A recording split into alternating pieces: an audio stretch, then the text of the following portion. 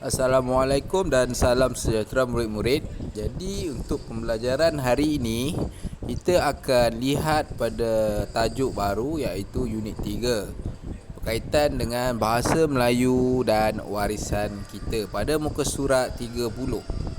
Baik, sinopsis. Bahasa Melayu perlu dipelajari bagi memberikan pemahaman berkenaan dengan sejarah dan peranannya dalam kehidupan masyarakat pada masa dahulu. Jadi dia cakap bahasa Melayu ni kita sebagai rakyat Malaysia mestilah mempelajari bahasa Melayu.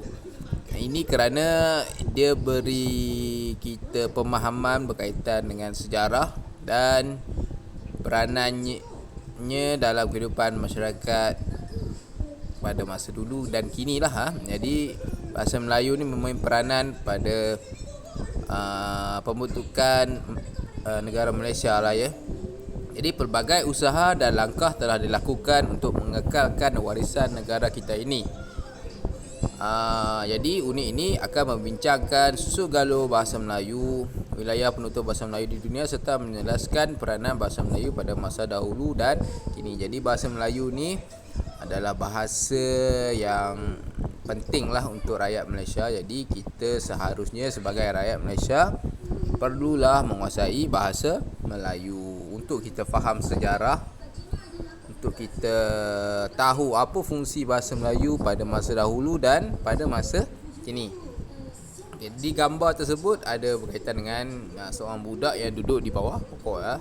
Saya tidur, datang beberapa ekor burung tempua ke sarangnya. Burung tempua itu nampak Yusuf sedang tidur.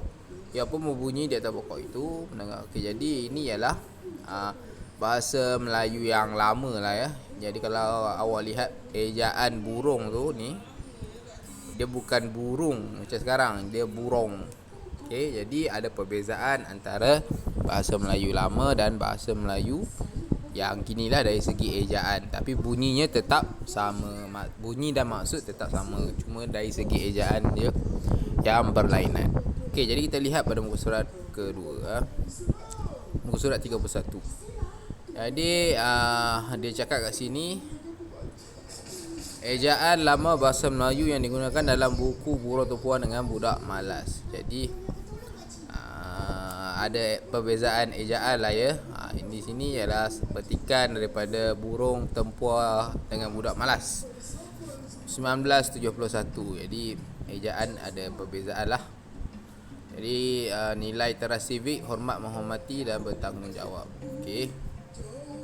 Apakah yang akan anda pelajari susu galur bahasa Melayu? Dalam unit ini kamu akan belajar susu galur bahasa Melayu, wilayah penutur bahasa Melayu di dunia yang kedua, dan yang ketiga ialah peranan bahasa Melayu pada masa dahulu dan kini.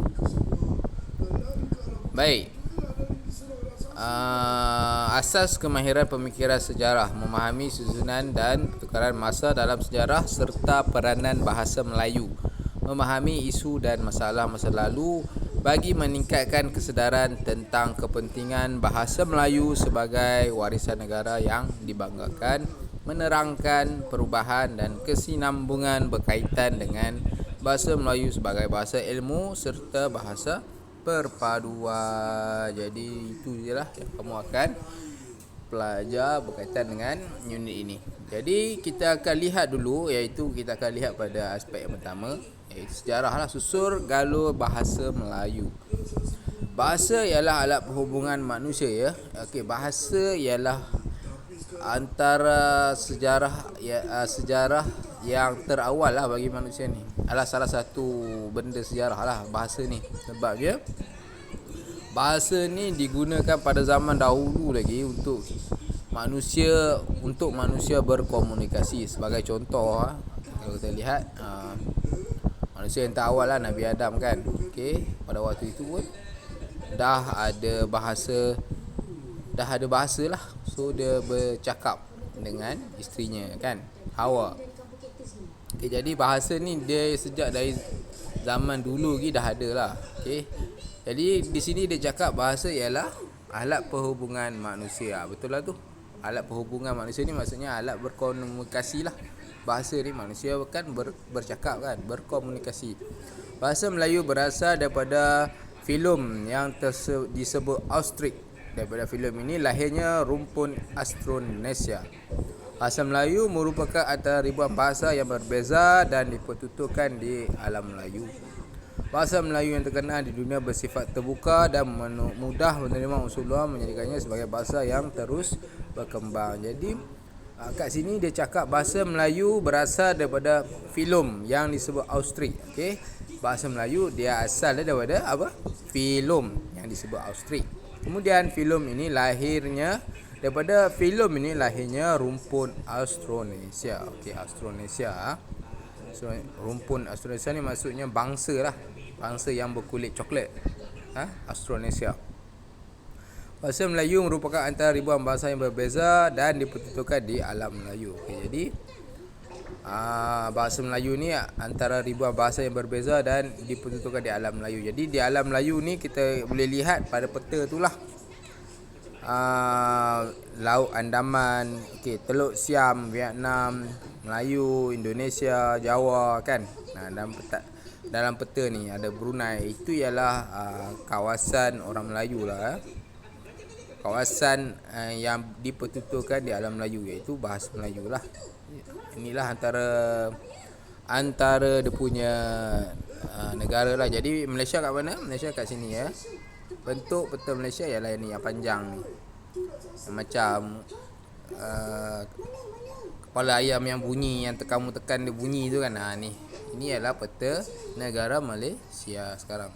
Di atas ni ialah Siam, Thailand. Di bawah ini ialah Sabah dan Sarawak. Ni Sumatera ni. Di sebelahnya ialah Indonesia. Silap. Sumatera ni ialah Indonesia. Bawah ni. Sebelah ni ialah Sabah Sarawak lah, Borneo. Okey. Ini ialah Sabah Sarawak. Atas dia ialah Brunei. Okey, jadi kita berjiran dengan Indonesia. Ini Indonesia, Sumatera ni, Sumatera dan Jawa ni Indonesia. Di atas Melayu tanah Melayu ialah Thailand. Okey, ni atas ni ialah Thailand. Dan di sebelahan ni kita berjiran dengan Brunei. Okey, di atas sebelah sini ialah Vietnam. Melayu campur. Okey. Okey, jadi benda yang kita perlu ingat kat sini ialah apa? Bahasa Melayu berasal daripada filem. Mula filem lah, berasal daripada filem yang filem ni pula disebut sebagai Austric. Kemudian filem ni membentuk bangsa Austronesia. Jadi kita ingat itu. Ni, ingat kat sini lah, senang dia buat peta ringkas. Bahasa Melayu. Okey, mula filem dulu, lepas tu rumpun Austronesia, barulah bahasa Melayu. Baik, kita lihat muka surat seterusnya 33.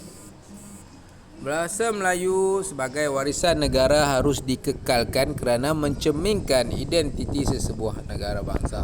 Tamadun sesuatu negara biasanya dapat dilihat pada warisan seni budaya yang mencakupi bahasa, amalan dan cara hidup pelbagai kaum. Warisan negara juga perlu dikekalkan demi kesinambungan budaya. Jadi bahasa Melayu warisan. Ini ialah syair. Bahasa Melayu sanjungan kita. Usah cemarkan keindahannya, gunakanlah dengan bijaksana, santun bahasa sama dijaga. Puisi Melayu tiada kurangnya, jadi penyeri hari bahagia. Kita alunkan warisan budaya, lambang kebanggaan kita semua. Cintailah bahasa kita, bahasa Melayu warisan bangsa. Usahlah malu menuturkannya, martabatkan bahasa setiap masa. Bahasa Melayu warisan kita, ayu semua menuturkannya. Bahasa juga menyatukan kita, aman negara tiada kita. Jadi itu ialah syair bahasa Melayu. Jadi mempelajari susu galur bahasa Melayu menyedari kita bahawa bahasa Melayu merupakan warisan negara yang perlu dibanggakan. Jadi bahasa Melayu ni perlu dibanggakanlah kerana ianya mempunyai sejarah yang sangat lama lah. Dan bahasa Melayu ni harus dikekalkan ianya kerana ianya mencerminkan identiti negara kita. Tamadun satu negara biasanya dapat dilihat pada bahasa Melayu ni juga ada dia punya tamadun lah. Macam kalau kamu tengok tamadun lain, tamadun Cina, tamadun Eropah kan, dia ada bahasa dia lah. Macam Eropah mungkinlah bahasa dia lah. Kalau Cina, bahasa Cina lah. Kalau kita di sebelah kawasan Asia ni, macam kamu tengok peta tadi tu kan, jadi banyak menggunakan bahasa Melayu. Okey, jadi kita punya tamadun Melayu lah. Jadi terangkan kepentingan bahasa Melayu sebagai warisan negara. Jadi bahasa Melayu ni sangat penting lah untuk kita punya negara, kerana ianya salah satu identiti lah, identiti yang mengekalkan kita sebagai orang Melayu yang pertama, yang kedua sebagai sebagai mengekalkan identiti sebagai bukti bahawa tamadun yang menggunakan bahasa Melayu telah menapak di bumi inilah, bumi Malaysia inilah. Jadi sebab itulah kita kena kekalkan bahasa Melayu, kerana sebagai bukti bahawasanya ianya tidak terhapuslah di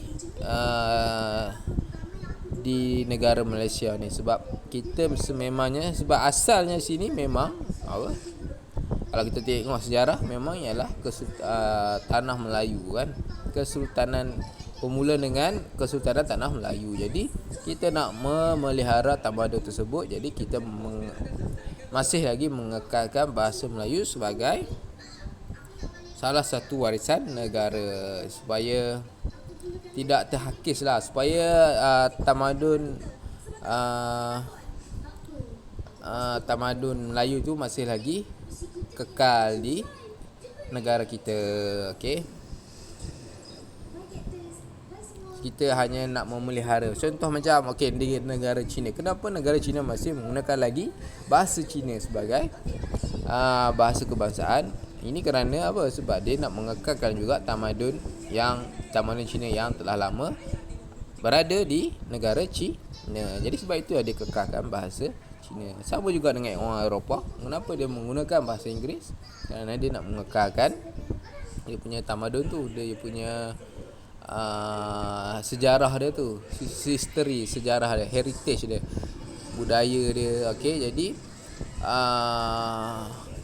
kita boleh tidak ada masalah, kita boleh mempelajari bahasa lain, tapi kita mestilah mengekalkan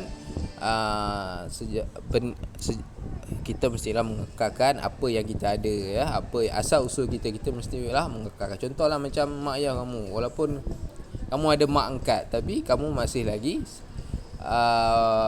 kalau ada orang tanya kamu siapa mak kamu, kamu akan jawab mak kamu yang betul kan, bukan mak angkat kamu. Okey, macam itulah. Jadi untuk itu saja pelajaran hari ini. Nanti kita akan pergi kepada taburan wilayah penutur bahasa Melayu lah. Jadi kita akan lihat di sini berkaitan dengan negara keluasan tamadun Melayu tu lah. Okey, wilayah bahasa Melayu. Okey, jadi untuk itu saja untuk hari ini. Jadi assalamualaikum dan jaga diri.